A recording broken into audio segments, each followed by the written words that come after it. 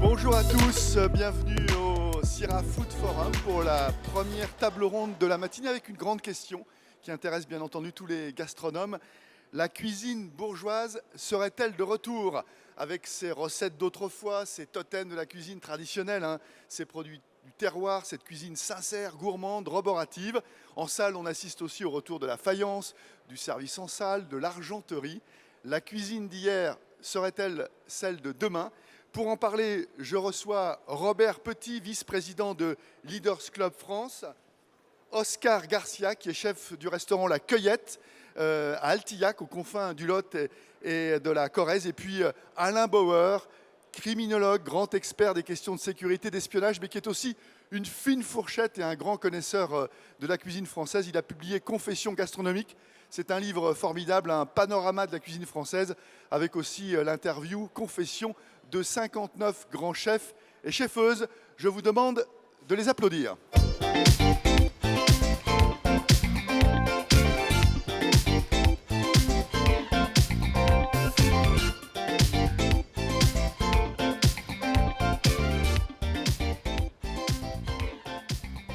Bonjour messieurs, merci d'être avec nous pour répondre à cette question. La cuisine bourgeoise serait-elle de retour ?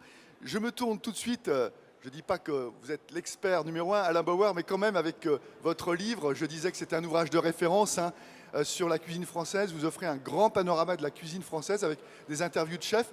D'abord une définition. Qu'est-ce que la cuisine bourgeoise ? Comment s'inscrit-elle dans le panorama et dans l'histoire de la gastronomie française ? Bonsoir, bonjour à tous et bonne année, j'en profite. Je suis très contente de revenir à Lyon puisque c'est ma vie familiale. Moi, je viens de la Croix-Rousse, la rue de Nuit à la Croix-Rousse, donc c'est un peu plus loin qu'ici. Mais un peu plus près du micro. C'est toujours agréable de revenir sur ces terres. Alors d'abord, Kurnansky définissait 4 cuisines. La cuisine de cour, la cuisine bourgeoise, qui est la cuisine de cour sans particules, c'est-à-dire celle pour ceux qui avaient les moyens de se l'offrir sans avoir la naissance qui permettait d'y accéder. La cuisine populaire, et il mettait à la fin la cuisine paysanne dite sur le moment. Alors ce n'est pas un classement 1, 2, 3, 4, comme s'il y avait une hiérarchie, c'était une diversité. Et quand vous dites la cuisine bourgeoise de retour, elle n'est jamais partie en fait. La cuisine bourgeoise, c'est ce qui a été l'élément constructeur, la colonne vertébrale de la cuisine, dès lors qu'on est passé du plat unique à l'offre multiple, de l'auberge menu imposé au restaurant menu ouvert, à la capacité d'y aller, pas uniquement quand on était obligé d'y aller, mais quand on avait l'envie d'y aller. Donc la cuisine bourgeoise, c'est la cuisine de tous les jours. Et vous noterez d'ailleurs, j'ai fait un petit tour dans le salon là, quelle que soit la diversité de l'offre, des nouveaux produits, des produits mixés, des produits de nouvelle génération, tous utilisent la même communication pour expliquer que c'est de la bonne vieille cuisine traditionnelle comme avant, mais revisitée. La cuisine bourgeoise, c'est une cuisine intemporelle. Donc on puise dans le monde d'hier pour faire le monde de demain. Est-ce que Robert Petit, vous êtes d'accord avec ce que vient de dire Alain Bauer ? Je rappelle que vous êtes vice-président de Leaders Club France. En 2 mots, qu'est-ce que cette organisation ? Le Leaders Club France est une organisation de professionnels qui échangent des bonnes pratiques et qui essayent de déceler aussi un peu les pépites de demain au travers des palmes et la restauration. On a un outil de veille et on essaye d'accompagner les professionnels du métier dans toutes leurs problématiques. On n'est pas un syndicat, donc on ne travaille pas sur l'aspect législatif, mais on travaille sur tous les problèmes pratiques qui peuvent se poser dans notre métier. Et vous-même, vous êtes souvent associé à la création de Dame Tartine, qui est quand même... Alors moi, un concept et une enseigne qui a compté. Oui, effectivement, j'ai créé ce restaurant dans les années 80. Je pense que c'était le premier restaurant dit rapide à la française. Et effectivement, je l'ai fait sur les fondations de cette cuisine bourgeoise, puisque la veille d'ouvrir Dame Tartine, j'étais chez Taïwan. Et je suis tout à fait d'accord avec ce que vient de dire Alain, parce que en fait, on a oublié quelque chose en France, c'est que le restaurant est finalement quelque chose d'assez récent. Le restaurant par destination, ça a 270 ans à peu près. Et depuis les débuts de ces restaurants qui ont été au début créés par les anciens des maisons bourgeoises. Alors je vous arrête quand même pour le public, 270 ans, c'est quand même plus de 2 siècles. Mais, ouais, mais et dans d'autres pays, on a commencé... Non, on n'a pas commencé plus tôt. Oui, donc c'est le restaurant qui est lui-même pas très on a l'impression que ça a traversé les temps alors que c'est pas vrai. Et depuis depuis ces temps-là, la cuisine, finalement, elle a eu effectivement cette ossature autour de la cuisine bourgeoise et la cuisine des tables de la noblesse aussi. Et elle a finalement relativement peu changé, presque jusqu'en 1970. C'est-à-dire sur cette ossature-là, on a fait la cuisine. Alors, ce qui a changé, c'est la technique. Les fourneaux sont passés du bois au charbon au gaz et à l'électricité. On a pu sophistiquer les recettes, mais finalement, l'ossature reste un peu la même. Oscar Garcia, vous êtes donc chef de la Cueillette, hein. En 2 mots, parlez-nous de votre restaurant qui est récent et de votre parcours. Bonjour à tous. Donc voilà, avec ma compagne Julie, on a ouvert un très beau restaurant, donc Cueillette, qui est vraiment entre Lot et la Corrèze. J'allais dire un peu perdu, mais c'est peut-être pas tout à fait ça, mais quand même, non? Un peu perdu et au milieu de tout. Hein. Un peu perdu, oui. On est à peu près à 45 minutes en dessous de Brive, au sud de Brive. Mais une belle région très riche et pleine de belles choses. C'est un projet qu'on avait en tête depuis très longtemps et on a eu la chance d'avoir des partenaires qui nous ont soutenus et suivis et qui nous ont aussi donné notre chance pour ouvrir cet établissement qu'on défend et qu'on veut voir grandir au plus vite et au plus fort. Et pour parler de mon parcours, donc, je suis né cuisinier parce que j'ai cette vocation depuis que j'ai 4 ans. D'où ça vient, je ne saurais pas trop dire. Mais Votre voilà. père n'était pas très chaud, de ce que j'ai cru comprendre.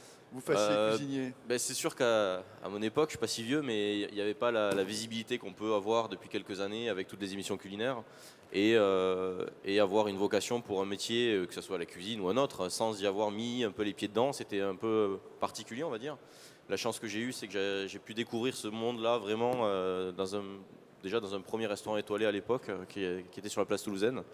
Et ça m'a conforté et donc j'ai continué pour faire mes armes à l'école hôtelière à Toulouse, intégrer après les cuisines de Franck Putla, qui a été plutôt reconnu ici en 2003, voilà, qui était donc Bocuse d'Argent, qui est meilleur ouvrier de France depuis 2 ans. Qui a fait son apprentissage chez mon père. Ouais. Chez Taïwan, ouais, c'est vrai. À l'hôtel de France au Oui. Rousse dans le Jura. Oui, pardon, oui, c'est vrai, c'est exact. Et puis après avoir intégré son équipe quelques années, être passé sous-chef, la 2e étoile chez lui qui est arrivée, c'était une très belle reconnaissance pour toute notre équipe. J'ai eu la chance d'ouvrir un premier établissement à Uzès dans le Gard. Voilà, la maison d'Uzès, très bel établissement, relais-château. Et puis après beaucoup de travail avec mes équipes, on a décroché une étoile Michelin au bout de quelques mois d'ouverture à 25 ans. Vous êtes modeste, un plus jeune chef étoilé de France, dites-le. Voilà, c'est ça. Voilà. À l'époque, de l'année. Oui, mais pas de les l'histoire, mais de records l'année. sont toujours faits pour être battus, mais à l'époque, oui. Bien sûr. Et Voilà. Alain Bauer, juste avant la présentation de cette table ronde, me disait je vais aller à Brive, je vais aller du côté de Brive, je vais aller déjeuner. Qu'est-ce qu'on y mange dans votre auberge ou dans votre restaurant? On y mange, on a pris vraiment depuis la conception de l'établissement jusqu'à ce qu'on trouve dans l'assiette. On a fait un gros travail de recherche, de réflexion, de compréhension aussi, d'appréciation du monde de demain et du monde d'aujourd'hui aussi, forcément, en se disant qu'est-ce que les gens vont venir chercher justement ici à Cueillette, au fin fond de la Corrèze. On s'est dit, il faut qu'on leur montre ce qui se passe ici. Et donc on a vraiment sourcé, on est allé chercher que des producteurs locaux, mais déjà des artisans, que ce soit les assiettes, que ce soit les couteaux. On a fait un gros travail de recherche et de mise en avant de l'artisanat et du savoir-faire local. Et c'est ce qu'on retrouve finalement aussi dans l'assiette avec des producteurs locaux qu'on va chercher, qu'on challenge sur des produits, qui nous accompagnent, qui croient au projet. Et on a voulu vraiment créer une dynamique, pas juste une table où les gens viennent manger, mais raconter une histoire de l'endroit, raconter l'histoire qu'on veut raconter avec les produits du terroir, du secteur, et faire passer surtout un bon moment aux gens. Alors vous parlez de tradition, mais est-ce que vous avez le sentiment vous-même de faire une cuisine bourgeoise? Est-ce que vous posez même la question? Je dirais qu'on essaie de faire la meilleure cuisine possible avec les plus beaux produits possibles, donc je pense que ça s'apparente à la cuisine bourgeoise, parce que moi j'ai une formation très classique et je défends cette formation-là. Moi je conçois la cuisine un peu comme la musique, c'est-à-dire que pour être un bon cuisinier, je pense qu'il faut connaître ses bases. Comme pour être un bon musicien, il faut connaître le solfège, il faut pouvoir, pour un pianiste, jouer les yeux fermés et ne pas déchiffrer chaque note les unes après les autres. Donc voilà, pour moi la cuisine c'est la même chose, il faut avoir des bases. Et les bases de la cuisine française, c'est la cuisine bourgeoise, c'est Escoffier, c'est les sauces, c'est les cuissons, c'est toutes ces techniques-là. Et une fois qu'on a ça, après, on peut aller s'amuser avec des accords, avec des associations. On dit toujours qu'on réinvente la cuisine, mais finalement, on assemble des choses d'une façon un peu différente ou un peu... Oui, différente ou un peu plus moderne, comme on dit, mais ça reste finalement... Faire une béchamel, c'est faire une béchamel, et après on peut la décliner, on peut la dériver, on peut l'émulsionner, la siphonner, on peut en faire tout ce qu'on veut. Mais à la base, il y a toujours des bases, quoi. Alors, dans votre vocabulaire, tradition, savoir-faire, j'imagine, Alain Bauer, que vous n'êtes pas surpris par ce discours, ce mantra là, de revenir aux traditions, au savoir-faire. Escoffier Auguste, hein, le roi des cuisiniers, le cuisinier des rois. J'ai vu que vous me disiez que souvent des chefs allaient se plonger dans les recettes d'Escoffier. Donc, Oscar Garcia, il reflète bien cette nouvelle génération de chefs? Bah, c'est surtout qu'on a une vision d'Escoffier qui n'est pas celle qu'Escoffier avait lui-même de la cuisine. Escoffier disait que la cuisine, elle doit évoluer avec son temps. Il l'écrit il y a presque 2 siècles. Donc il dit, la cuisine, elle doit évoluer avec son temps. Et Jacques Maximin, qui fut quand même un des plus grands esthètes, techniciens de la révolution culinaire, expliquait que ça l'amusait beaucoup de créer des plats issus d'Escoffier, de laisser croire qu'ils étaient d'une totale modernité avant de temps en temps d'avouer auprès de ses proches ou dans un entretien un peu agacé avec des journalistes entre guillemets gastronomiques. Je veux dire, le journaliste gastronomique est quelqu'un qui sait manger et qui a une idée de l'histoire de la cuisine, pas simplement quelqu'un qui vient interviewer un chef, en leur disant page 322. Voilà. Et donc il revisitait Escoffier et en fait la cuisine traditionnelle, la cuisine d'antan, la cuisine roborative.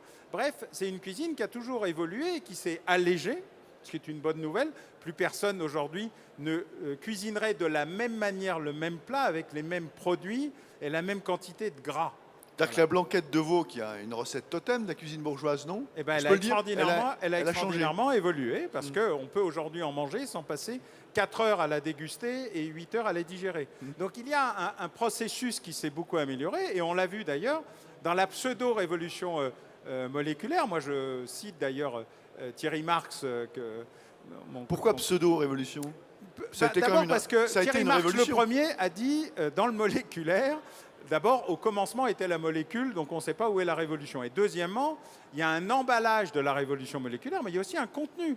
Thierry Marx est un extraordinaire cuisinier classique qui a revisité la cuisine classique pour lui donner une autre vision. Mais Escoffier ne renierait pas Thierry Marx, pas plus qu'il ne renierait Alain Ducasse ou Oscar Garcia. Je veux dire par là que l'idée qu'on se fait d'une cuisine figée qui ne serait qu'un monument historique qu'on irait visiter comme au musée n'est pas exacte. Elle ne l'a jamais été, ni pour Bernard Loiseau, ni pour Paul Bocuse, ni pour Thierry Marx, ni pour une partie des révolutionnaires. Alors, par exemple, on parlait tout à l'heure de Ferran Adria. Ferran Adria, ce n'est pas un restaurant, c'est un laboratoire. La première fois, on est submergé par l'émotion. Juste pour les jeunes qui ne connaissent pas forcément, qui sont ici. El Bulli, un formidable restaurant espagnol qui a inventé. On avait découvert, redécouvert, d'ailleurs je ne sais pas très bien, l'azote.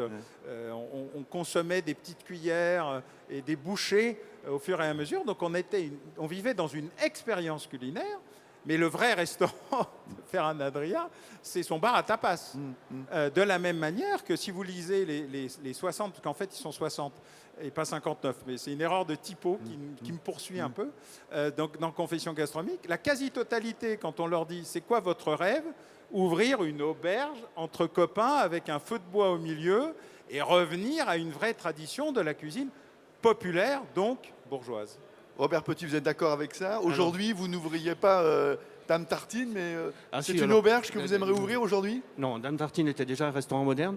Alors, effectivement, je suis associé avec Thierry Marx par ailleurs. Et avec Thierry, nous, notre rêve, c'est le bar des sports. Donc, on va encore un peu plus loin, quoi. Nous, on veut le bar des sports avec le baby-foot et le sandwich jambon beurre. Donc, on est allé encore... À mi-chemin entre le relais routier et le bar du coin. On est quoi. encore allé un peu plus loin. Mais sur ce que dit Alain, effectivement, cette cuisine, elle a vécu. Il se trouve que je me suis replongé il n'y a pas longtemps dans l'heptaméron des gourmets d'Édouard Nignon et qu'on y trouve une recette de macaroni au foie gras et aux truffes qui ressemble fort à celle que pratique Éric Fréchon, par exemple.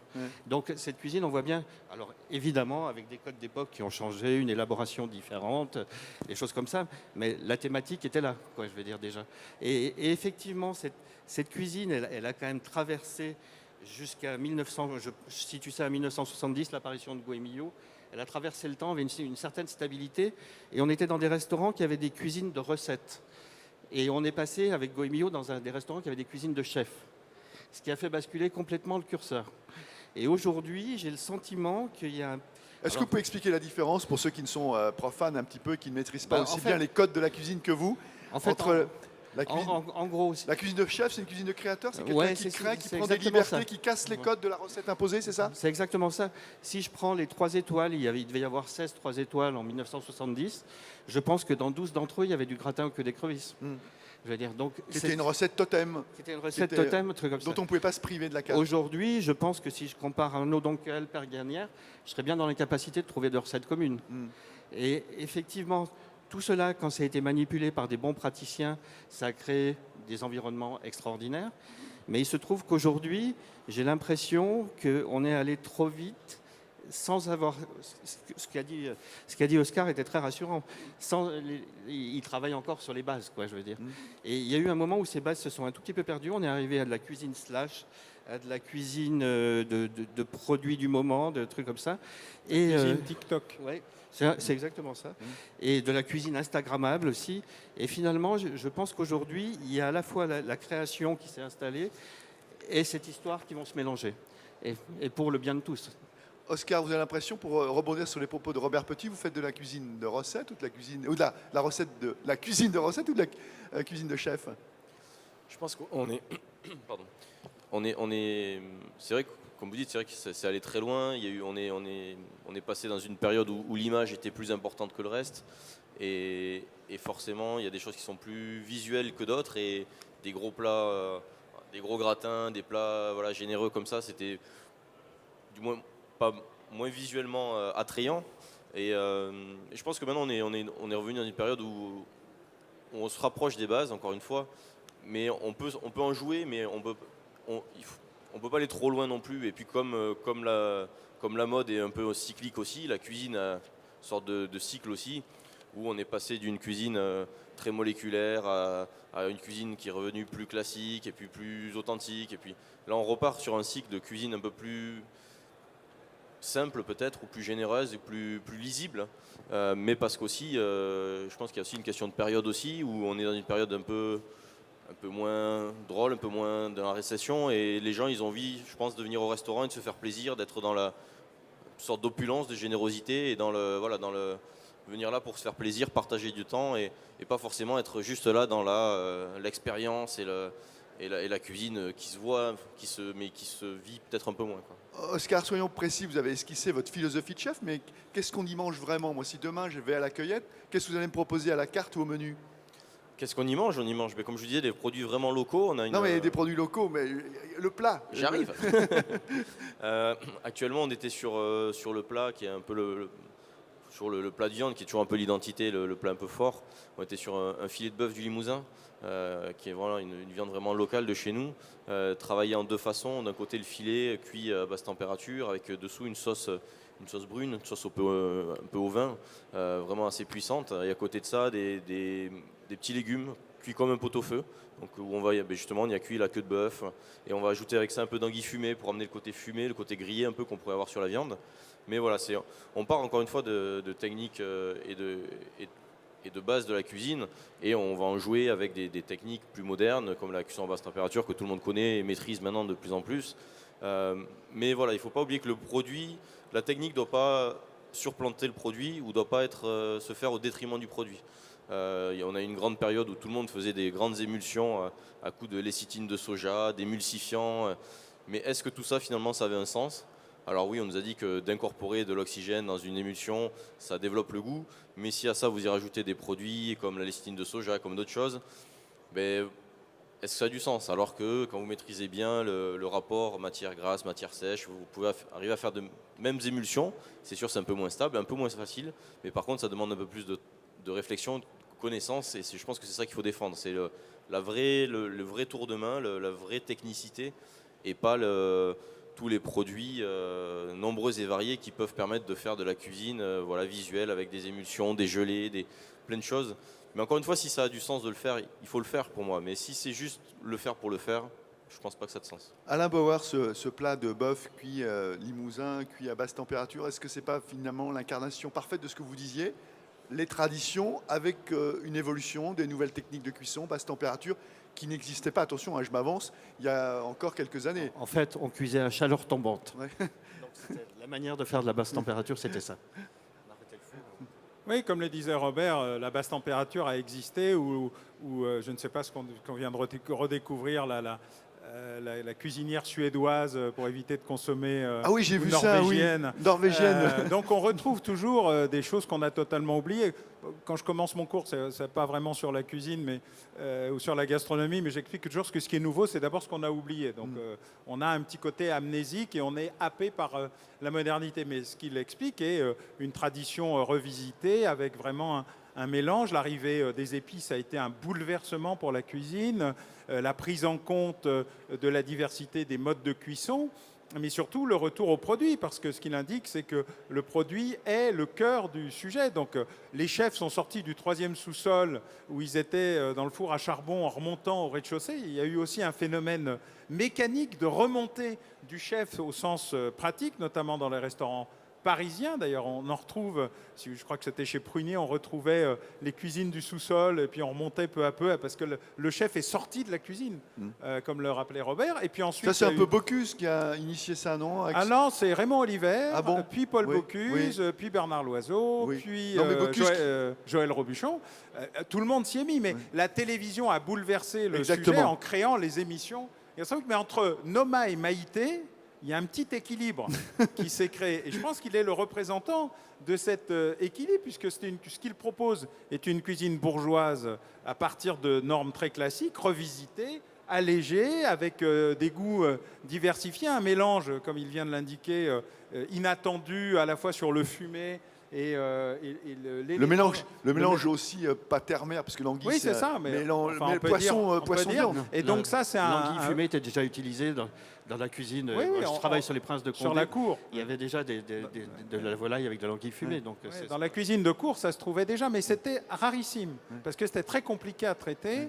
Et puis ensuite, la cuisine de cour, tout était toujours froid. Donc là, ce qui a un avantage, c'est qu'on arrive quand même à manger chaud.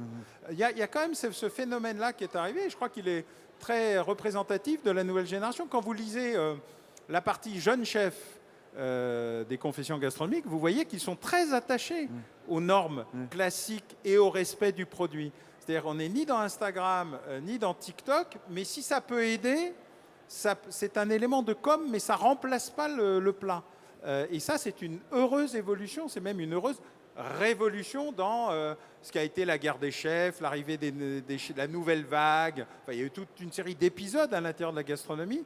Et là, on retrouve une sorte d'équilibre avec la qualité du produit, l'accessibilité du produit, tout n'est pas hors de prix de manière systématique, le choix d'avoir en même temps un gastro et un bistrot, j'appelle ça plutôt le bisgro d'ailleurs, une espèce de truc entre deux, de très grandes offres qualitatives et puis une diversité. Thierry Marx, il offre une palette de produits exceptionnels dans les gares, de gastro, de boulangerie, enfin il fait un peu de tout. Et on est dans la même logique de qualité, y compris dans la formation, puisque une des grandes crises de la gastronomie aujourd'hui, c'est le personnel, c'est la ressource humaine, c'est le fait de respecter les gens, y compris de bas en haut de leur processus d'apprentissage, y compris le temps qu'ils ont redécouvert. Et donc ça, c'est un des phénomènes qu'il va falloir gérer. Au-delà de cette révolution-là, il y a aussi une révolution dans la pratique de la ressource humaine et pas seulement du personnel.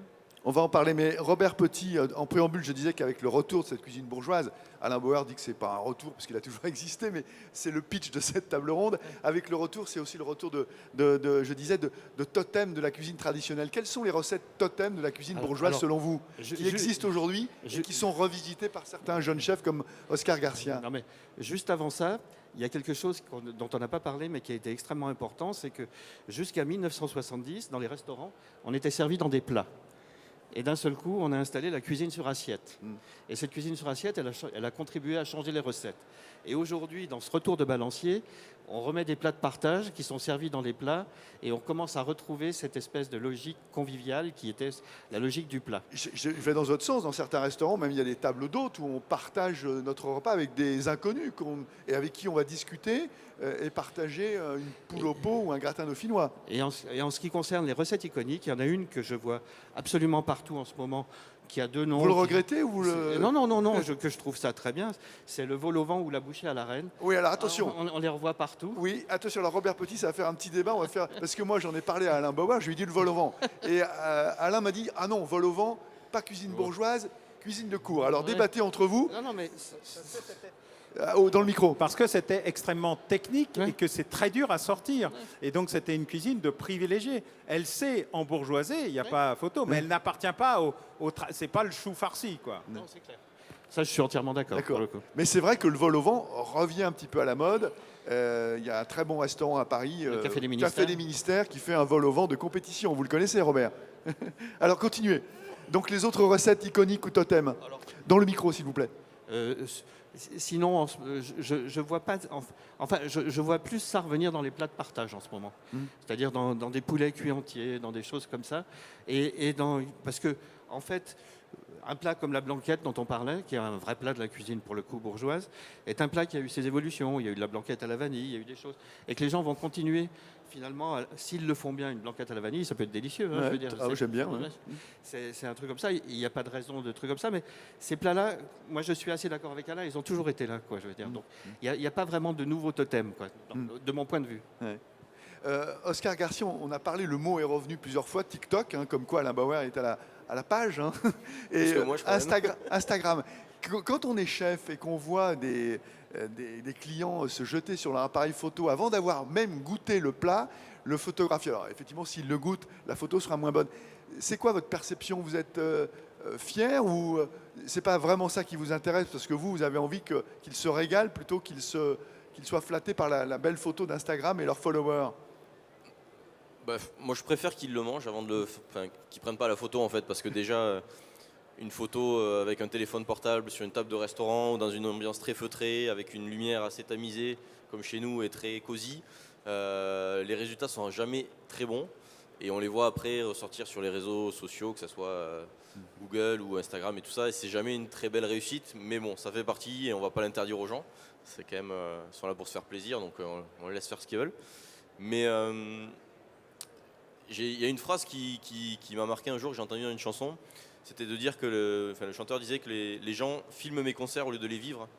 Et finalement, c'est un peu ça. On est dans le j'étais là, ok, c'est bien, mais vis le moment au lieu de montrer que tu étais là. Enfin, c'est bien que pour toi finalement que tu sois là. Donc, et le moment qui est là, nous, c'est vrai qu'en cuisine, on se bat, on réfléchit pour que la cuisine, c'est la maîtrise du temps et de la technique.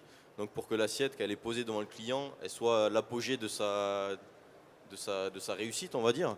Que ça soit une entrée froide avec une émulsion. De sa confection. Hein. Voilà, de sa confection. Donc que ça soit vraiment, quand on la pose, il y a une belle émulsion, où il y a une pâte qui sort du four, qui est encore toute croustillante, mais 5 minutes après, déjà, c'est plus la même chose. Donc quand on voit les gens qui vont passer 5 minutes à prendre la photo, retourner l'assiette, mettre le machin, le truc, je dirais pas que c'est pas respectueux du travail, mais est-ce que ça apporte un vrai intérêt? Thierry a une phrase que j'aime bien. Il dit la cuisine, c'est donner de l'émotion à de l'éphémère. Je trouve que c'est assez juste. Et par rapport à la photo d'Instagram? L'éphémère ne dure pas. Je veux dire, donc le temps de la photo est déjà de trop.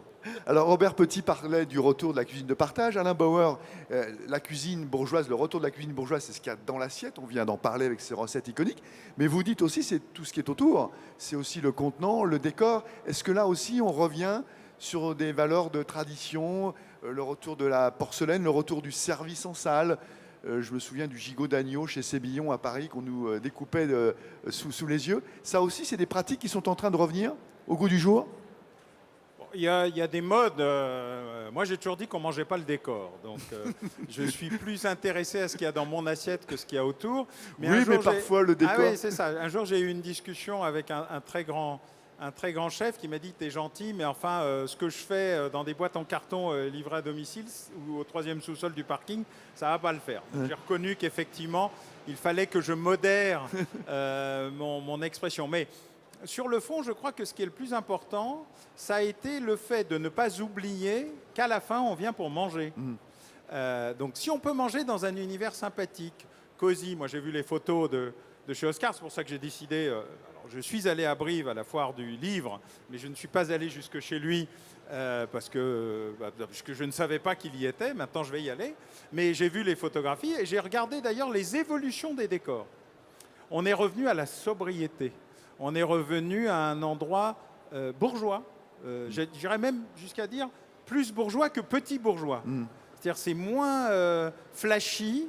Il y a moins de... voilà. Et vous voyez ça d'ailleurs une série de chefs qui sont venus de cet univers et qui sont en train de s'affirmer aujourd'hui, de s'enraciner dans une cuisine bourgeoise. Jean Imbert, par exemple.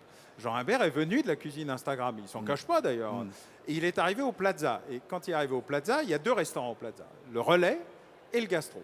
Pendant longtemps, il était absolument impossible de faire la différence entre sa cuisine de l'un et à part le prix, de l'un et de l'autre. C'était la cuisine de sa grand-mère. Une cuisine très bourgeoise et très bien faite. En quantité et en qualité, vraiment. Et très franchement, j'ai même été plutôt surpris parce que Jean, ce n'était pas un grand chef étoilé historique reprenant une maison étoilée historique. Il venait faire ses preuves. Aujourd'hui, le Gastro commence à avoir une image qui n'est plus la cuisine de la grand-mère de Jean Imbert, mais la cuisine de Jean Imbert, y compris avec la table d'hôte au milieu, ce qui dans un gastro est assez rare. Sa personnalité est en train de Sa s'affirmer. personnalité est en train de s'affirmer et dans une logique où y compris le décor, l'environnement est en train de s'embourgeoiser, c'est-à-dire de revenir à un univers proche de on ne mange pas chez soi, ça c'est pas vrai, mais on mange chez des amis qu'on aime bien et auxquels on se dit tiens, ça serait bien d'y revenir une fois. On n'est pas dans la logique de l'événement historique et puis on y a été, on a fait la photo et puis on oublie pour aller dans un autre endroit. On a envie d'y retourner. Et donc ce phénomène-là est en train de se produire, y compris avec un certain raffinement discret, le charme discret de la bourgeoisie, tout ce qu'on faisait dans le cinéma.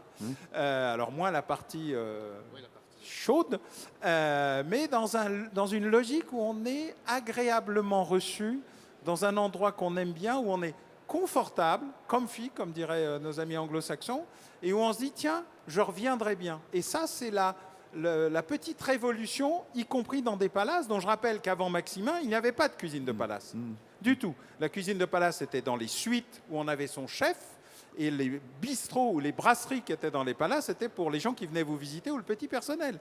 Maximin a créé la cuisine de palace au Negresco en allant chercher des étoiles que personne ne voulait donner au palace à l'époque. C'est pas tout à fait vrai parce qu'il y avait déjà le Ritz qui avait un restaurant haut de gamme. Il y avait deux. Oui, mais il n'était pas étoilé. Il avait une étoile. Oui, mais Maximin est celui qui a vraiment été chercher les 3 macarons. Il en a fait une espèce de Querelle volonté. d'expert, là. Non, mais j'ai travaillé aussi avec Jacques Maximin. Voilà, donc c'était une volonté délibérée de rendre la cuisine de palace comme une cuisine 3 macarons. Et Maximin est le premier à avoir conceptualisé ce processus. César Ritz, il avait aussi cette volonté, mais l'étoile n'était pas son sujet en tant que tel. Fondamentalement, ce qui est en train de se passer, c'est le retour du 3 macarons luxueux au 3 macarons bourgeois. Et même s'il n'y en a pas 3, peut-être même 2, c'est pas très grave, parce qu'on est plus dans cet environnement confortable, sympathique, cosy. Moins bling-bling, moins ostentatoire. Moins bling-bling et plus de contenu et plus de qualité du contenu. Robert Petit, Alain disait le décor ça se mange pas, vous êtes d'accord avec ça, mais vous voyez quand même les tables, les vaisselles, les couverts, les intérieurs des restaurants évoluer, se transformer? Oui, alors moi je suis entièrement d'accord avec ce qu'Alain a dit sur le Plaza Athénée, spectaculaire, c'est-à-dire qu'on est passé d'une déco ducassienne, naturalité, très compliquée, même difficile presque à accepter visuellement, je trouve, à quelque chose de finalement très agréable dans le sens large du terme. Peut-être qu'on peut expliquer aussi que le Plaza, alors moi je ne suis pas un expert comme vous, mais ils ont aussi décarné leur assiette, ils ont changé aussi déjà un petit peu de clientèle, il y avait beaucoup de Russes, très bling-bling. Peut-être aussi que ça a été déjà progressivement... Alors, il y a un contexte général qui est... Effectivement, dans les années 70, il y avait un restaurant étoilé dans les palaces qui était le Ritz. Il y avait, je pense, aussi le Meurice à l'époque, et c'était tout. Et après, la réflexion des gens qui étaient propriétaires de ces hôtels a été de se dire, pour conquérir cette clientèle riche qui est la nôtre, on va installer des restaurants 2 et 3 étoiles Michelin. Il se trouve que ça ne marche pas. Ça n'a jamais attiré un client supplémentaire. Les gens, quand ils viennent à Paris, ils ont envie de profiter de Paris et pas de rester dans leur hôtel en permanence. Donc, tous ces restaurants ont perdu finalement beaucoup d'argent. Y compris des 3 étoiles qui sont encore en activité. Et aujourd'hui, effectivement, ils essayent de réinstaller des choses qui sont des lieux de vie finalement. C'est-à-dire qu'ils créent des lieux de vie dans leur hôtel avec une ambition gastronomique moindre. Le Plaza Athénée restant un restaurant d'un très haut niveau quand même, je veux dire. Et on sent cette évolution aussi dans la restauration en général. Et on revient aux codes qui étaient les codes de base, c'est-à-dire que justement dans ces années 70, les 2 et 3 étoiles étaient en général des propriétés de famille. Vous aviez Bocuse, vous aviez l'auberge de Lille, vous aviez les Pics, vous aviez l'auberge du Père Bise à Talloires. Et ces restaurants étaient très confortables, mais jamais dans le côté ostentatoire. Et je crois qu'on revient à cette espèce de logique-là qui fait qu'aussi on regarde ce qu'il y a dans l'assiette et je pense que c'est intéressant. Plus le regard dans l'assiette que dans le décor. Il y a une des grandes tendances de ces dernières années, voire décennies, ça a été la bistronomie. Est-ce que la bistronomie peut souffrir du retour des traditions de cette cuisine bourgeoise ou au contraire l'accompagner? Non, la bistronomie est quelque chose qui est bien ancré. Elle a permis à de nombreux chefs de s'installer chez eux. Je pense qu'elle va changer un peu dans ses codes, c'est-à-dire on va abandonner le menu du chef créateur qui vous était imposé. On va revenir à des cartes courtes, comme le disait Alain, 3 entrées, 3 plats, 3 desserts, et qui bougeront régulièrement, et redonner le choix aux consommateurs, et enlever un petit peu de la starisation qu'il y avait autour de certaines tables, qui devenait inaccessible d'une certaine manière. Alain, la bistronomie va-t-elle survivre ou elle accompagne la cuisine bourgeoise ou elle est un peu bourgeoise, un peu bobo finalement? Non, je crois que la bistronomie, ça a été une révolution d'accès de jeunes chefs à leur table et pas la table des autres. C'est-à-dire qu'on a raccourci le processus d'indépendantisation, d'autonomisation d'une partie des très jeunes talents qui ont aidé à cette révolution, à la fois par le retour au classique et par l'évolution. Vous savez, tous les soirs, sur une chaîne concurrente de celle où j'officie d'habituel, enfin en Access Prime Time, il y a une série qui s'appelle Ici, tout commence. Alors, qui est sur une école de cuisine. Alors, je vous passerai les rebondissements tous plus invraisemblables les uns que les autres, mais ce qui est intéressant, c'est ce qu'on leur donne à cuisiner. Et c'est que de la cuisine bourgeoise et de la cuisine classique. Et quand on leur demande d'inventer quelque chose, c'est sur la base de la cuisine bourgeoise, de la cuisine classique, et de la... Alors, ce que moi j'appelle ça le bisgro, parce que je pense qu'il y a eu un rapprochement entre le bistrot et le gastro, une espèce d'intersection qui permet d'avoir de la qualité, du produit, du sourcé, ce qui réduit effectivement l'offre, parce qu'une carte avec 40 plats dans un bistrot, c'est juste impossible. Donc, soit c'est acheté dans des grandes maisons qui font ça très bien, mais il faut arrêter d'expliquer que la réchauffe, c'est de la cuisine, c'est autre chose. Soit on rentre dans « je sais ce que je fais, je le fais avec des produits sourcés, locaux », et donc évidemment, je ne peux pas avoir une offre aussi diversifiée. Et même les chefs qui continuent à avoir le menu unique ou proposé, ils ont toujours une alternative au menu unique ou proposé. Alors, entre ceux qui souffrent de quelques interdits alimentaires et ceux qui n'aiment pas le poisson ou qui n'aiment pas la viande ou qui sont maintenant dans le vegan et pas seulement dans le végétarien, on est obligé de toute façon de sortir du menu unique imposé. De toute façon, il a disparu, même très créatif, il y a toujours des options et des alternatives.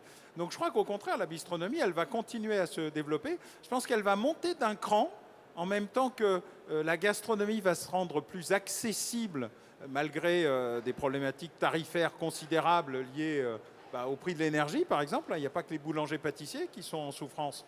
La problématique existe un peu partout désormais. Oui, et donc, il va falloir aussi prendre ça en considération. Ça oblige à réduire, à raccourcir, à se rapprocher et de la temporalité et de la proximité.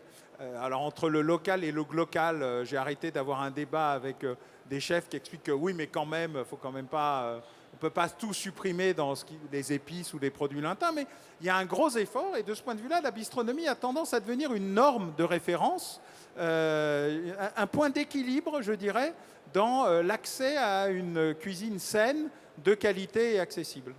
Merci Alain. Oscar Garcia, je rappelle que vous êtes chef étoilé, jeune chef étoilé de la Cueillette. Tout à l'heure, Alain Bauer disait que vous incarnez cette nouvelle génération qui puise dans les traditions pour inventer une nouvelle cuisine. D'où vient votre force créatrice? Tout à l'heure, vous avez dit je relis Escoffier, donc en relisant les grands maîtres, en puisant votre inspiration où? En allant voir les autres restaurants, à l'étranger, la bistronomie, les producteurs qui vous inspirent aussi par leurs produits, leurs nouveaux produits? Je pense il faut et on est curieux et dans ce métier-là, on est toujours en quête de découverte. En alerte. Un métier de partage, donc on va forcément aimer donner, mais on va aussi aimer recevoir. Donc on visite beaucoup de nos confrères, on aime ça et voilà, on voyage pas mal et on visite beaucoup de restaurants. Mais moi, vraiment, ma source d'inspiration, c'est vraiment le produit, c'est les producteurs. Ce que j'aime dire, c'est moi, je ne vous achèterai jamais ce que j'ai envie, mais vendez-moi ce que vous avez à me vendre et ce que vous voulez bien me vendre. Parce qu'en connaissant ma démarche, ils savent aussi mes attentes et du coup, ils en sont force de proposition et ils sont à même de proposer des choses auxquelles on ne pourrait pas forcément penser parce qu'il y a tellement de produits, tellement de possibilités de choses et de produits et les saisons changent tellement vite.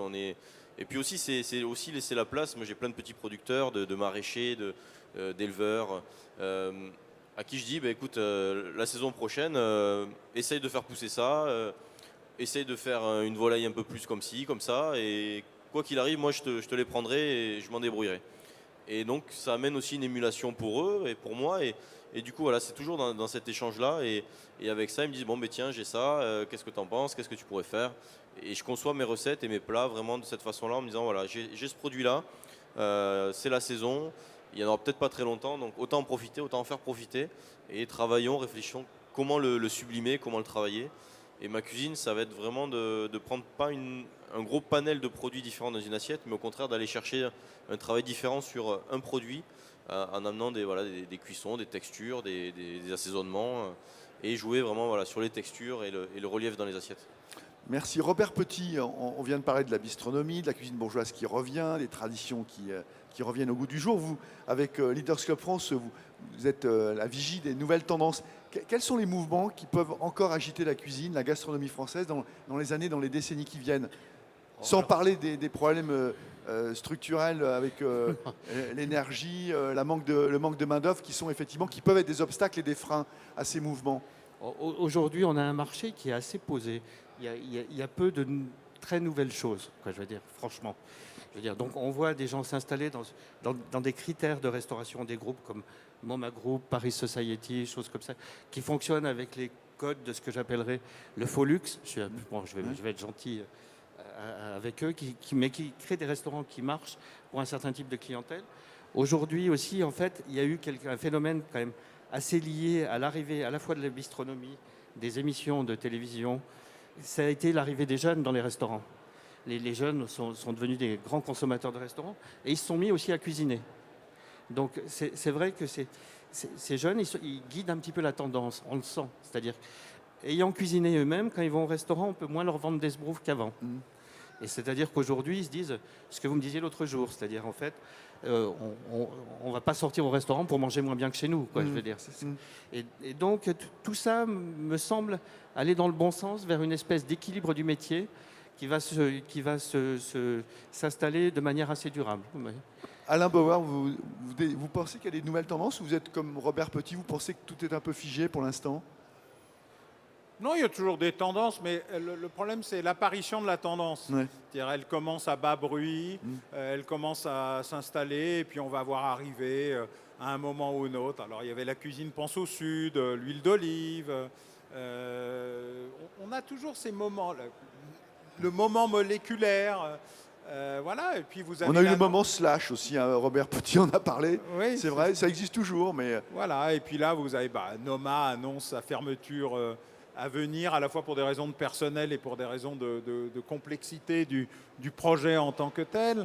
Vous voyez dans les listes de restaurants, alors les classements de restaurants sont toujours un grand moment de rigolade, puisqu'on attend toujours de savoir quels sont les critères qui permettent le classement. Je veux dire, même du meilleur restaurant du monde, mais c'est toujours intriguant. Oui. Voilà, même chez les attributions d'étoiles, nous avons de temps en temps quelques curiosités, on reste un peu pantois, voilà, mais bon, c'est la vie du choix intime de celui qui attribue les macarons.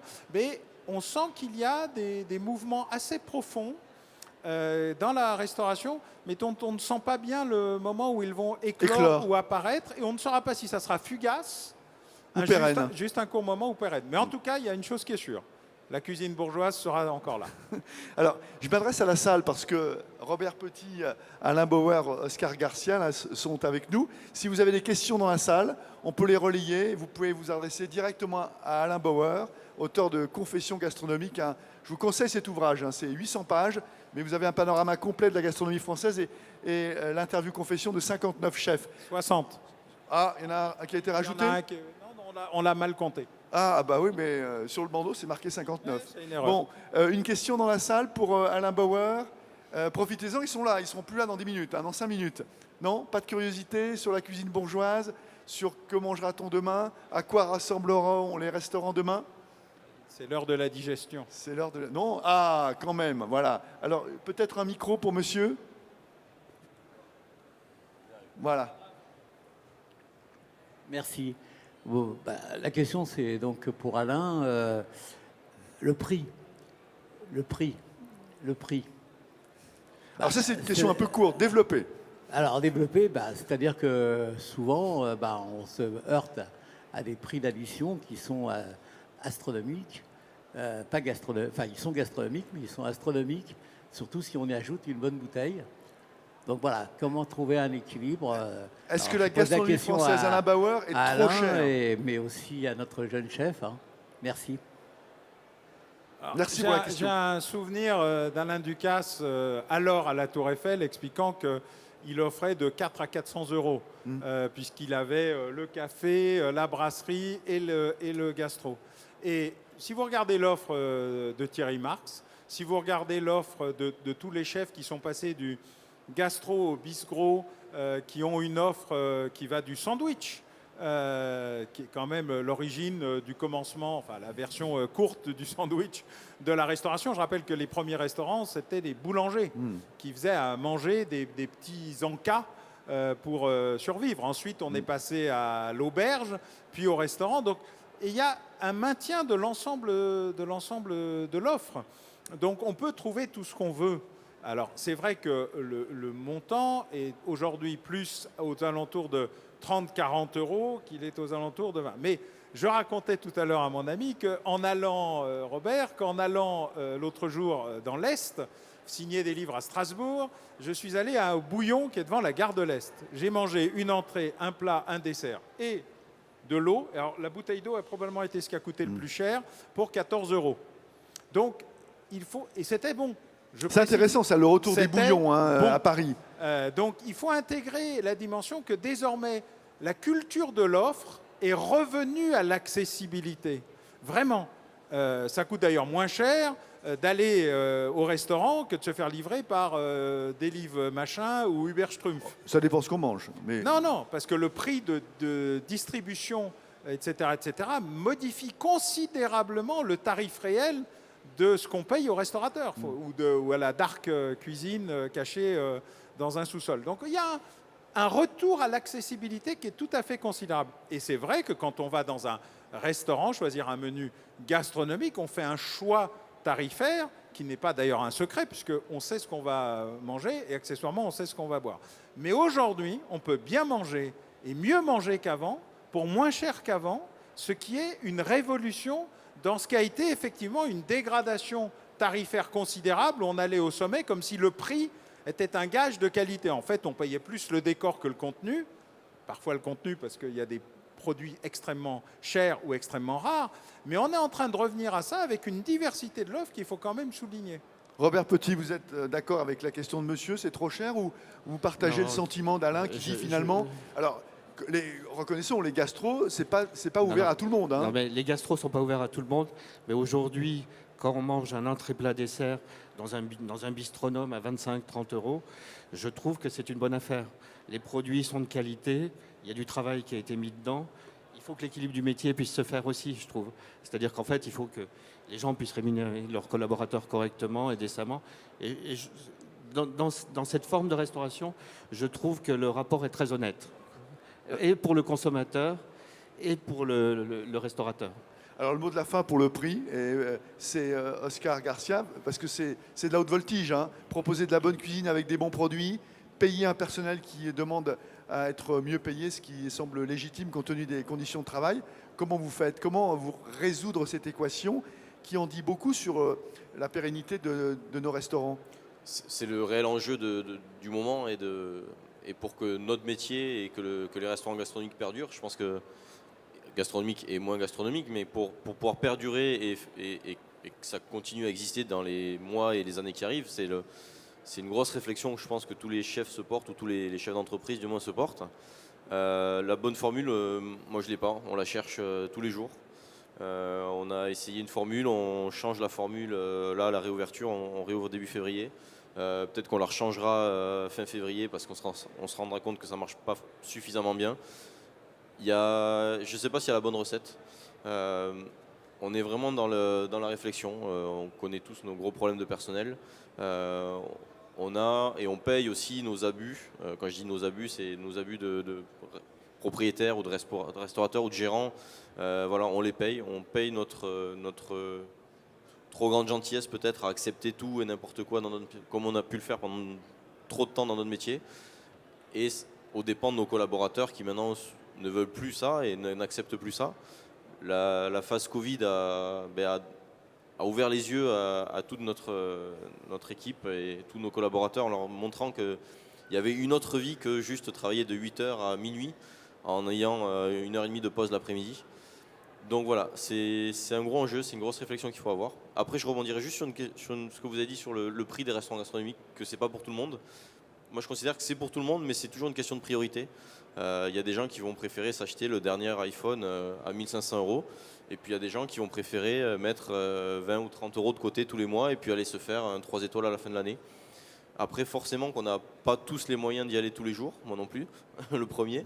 Mais je pense que c'est une question de priorité, d'envie. Et il y en a qui vont partir aux Seychelles une fois par an, d'autres qui vont se faire 3 étoiles. D'autres qui vont, pour l'anniversaire, se mettre une petite cagnotte. C'est vraiment une question de priorité et d'envie, je pense, avant tout. Le mot de la fin, Robert Petit. Hein, vraiment. C'est juste pour dire que je vois qu'il y a Didier Chodet qui est là, qui est le président du GRU. Dans notre métier, les comptes d'exploitation sont très compressés. C'est-à-dire qu'en fait, c'est un métier réellement de passion. Et aujourd'hui, c'est un métier qui a des difficultés à fonctionner de manière normale, je veux dire.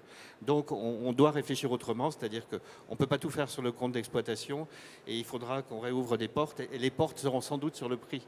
Mais c'est ça qui est compliqué parce qu'en fait, on devrait augmenter le prix alors que le consommateur nous demande l'inverse. Et moi, j'ai été assez fasciné par l'expérience qui a été menée par nos amis suisses. Il faut que je coupe. Qui a été en fait de dire... d'un côté, on augmente les salaires et de l'autre côté, on augmente les prix et on retrouve des marges d'action. Et ce n'était pas du tout idiot, finalement. Merci Robert Petit, merci Alain Bauer, merci Oscar Garcia, chef étoilé du restaurant Altillac. Alain Bauer, confession gastronomique chez Fayard, lisez-le. Merci pour cette passionnante table ronde sur la cuisine bourgeoise. Je vous retrouve à 12h45 pour une masterclass avec le chef Jérôme Giglet qui va nous cuisiner une pectorale de silure mature. Je ne sais pas si c'est de la cuisine bourgeoise. On verra.